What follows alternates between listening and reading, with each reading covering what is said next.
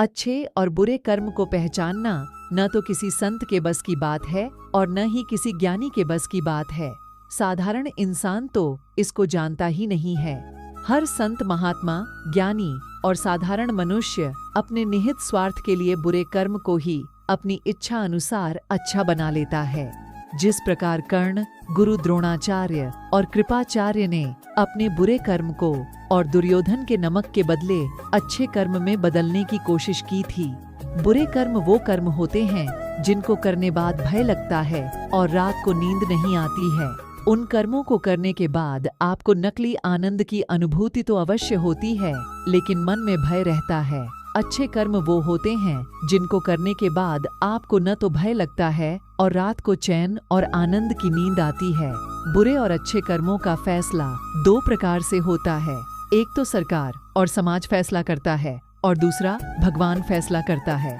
जो फैसला समाज और सरकार करती है वो तो गलत भी हो सकता है, पर जो फैसला भगवान करता है वो कभी गलत नहीं होता है। बुरे कर्मों का आधार भूख, धन, स्त्री, जमीन, सत्ता, यश, ईर्ष्या और शक्ति मुख्य तौर पर होते हैं।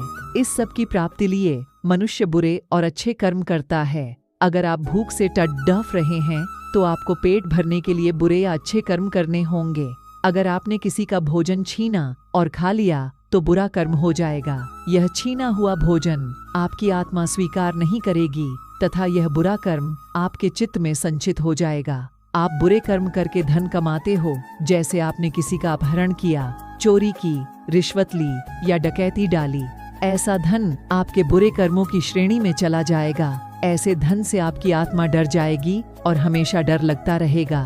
सबसे ज्यादा बुरे कर्म तो स्त्री को लेकर ही होते हैं, क्योंकि स्त्री की आत्मा का संबंध तो सीधे सीधे आपके कर्म के साथ होता है। इसी प्रकार हम जमीन और जायदाद को लेकर बुरे कर्म करते हैं, दूसरे के मकान पर और जमीन को कब्जा कर लेते हैं। इसके कारण जो आत्मा की बद्दुआ लगती है वो भी बुरे कर्म के खाते में चली जाती है। इसी प्रकार सत्ता प्राप्ति के लिए हम जघन्य बुरे कर्म करते हैं।